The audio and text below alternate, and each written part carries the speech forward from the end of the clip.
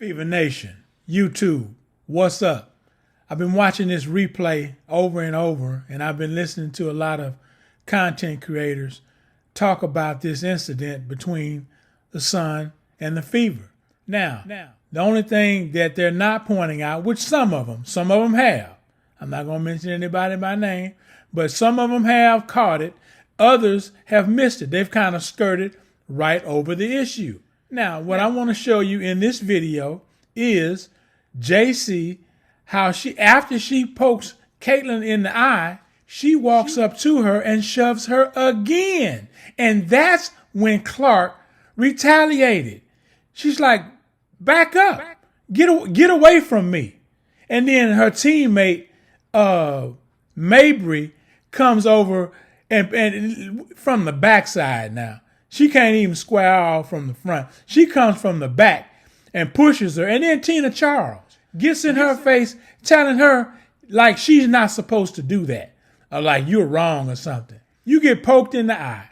You trying to recover from the poke in the eye. And the same player who poked you in the eye chest bumps you, gets right up on you and chest bumps you in your space. She's trying to have her moment in her space. And here comes JC again. She's not done. She's egging it on. And then she tries to play innocent at the very end.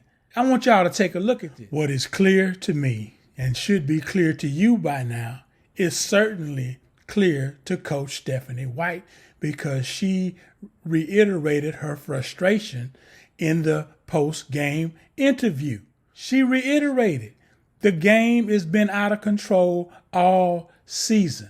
Cathy Englebert has turned the hyenas loose on Caitlin Clark, and the referees are just sitting back nonchalantly and not doing anything.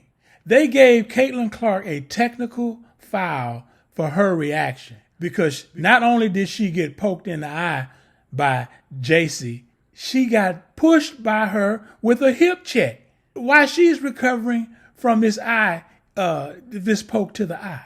And they deemed that as unsportsmanlike conduct, because we're going to look at the rules, because there was another interview with the crew chief by an independent journalist who wanted to know, how did you adjudicate that play?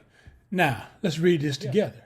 As you can see, Chloe Peterson, pool reporter, Indy Star, crew chief, Ashley Gloss. Obviously the game, Connecticut Sun versus Indiana Fever, June 17, 2025. Ashley asks, why was J.C. Sheldon's foul upgraded to a flagrant? Ashley, in the judgment of the officials, the foul by Sheldon was unnecessary. The contact to Clark's face, furthermore, there was a wind-up and impact, and the contact to the face carries a potential for injury. Question by Chloe Peterson of the Indy Star. What went into deciding Marina Mabry should get a technical instead of something more severe like an ejection? Ashley Gloss. The contact made by Mabry did not rise to the level of an ejection. Additionally, did not meet the criteria for a flagrant foul penalty. Question. Why did Caitlin Clark get a technical foul?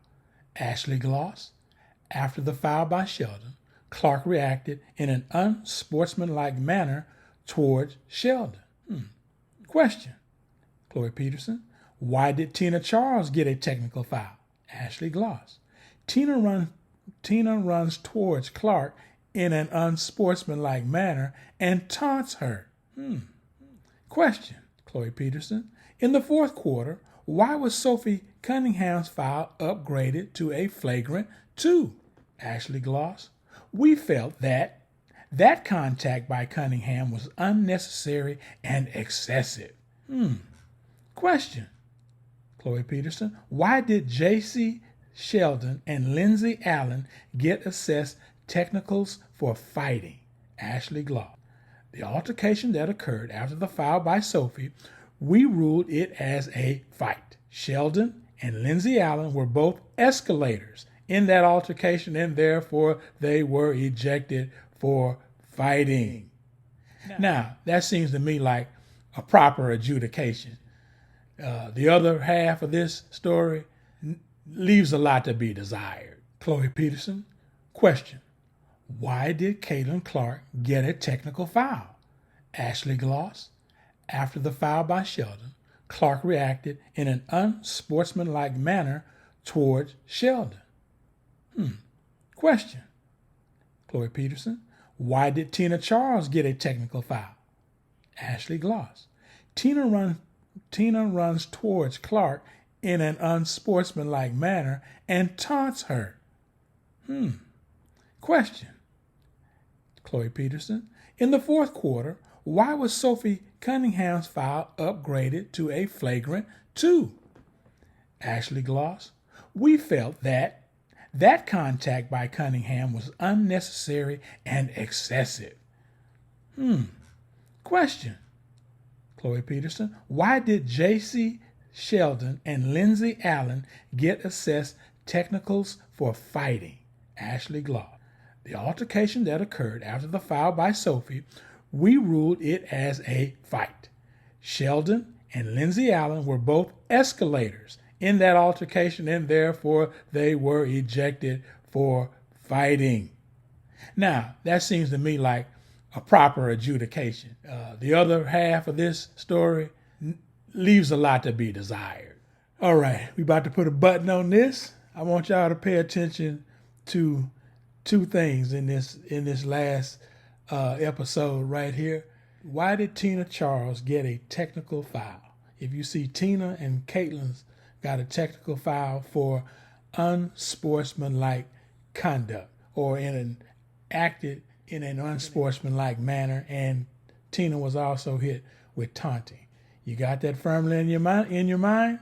Got it firmly in your mind? Okay, now let's go down to Sophie Cunningham. And here is where the double standards are applied to Fever versus any other team in the league. Now we're going to go back to, I'm going to show you the video of Caitlin. I'm going to show you the video of Charles, show you the video of Sophie, and then I'm going to show you the video of Mabry. Unnecessary and excessive.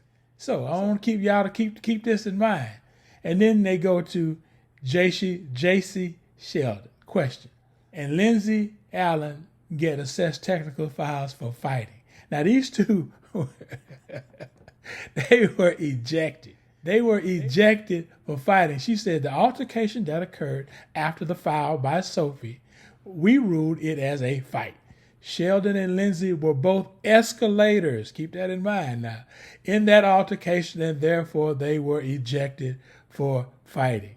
Now, I ask you rhetorically, why wasn't that applied to Mabry? That's all I have for you right now. Like, comment, subscribe, and share. And let me know what you think. I'm out.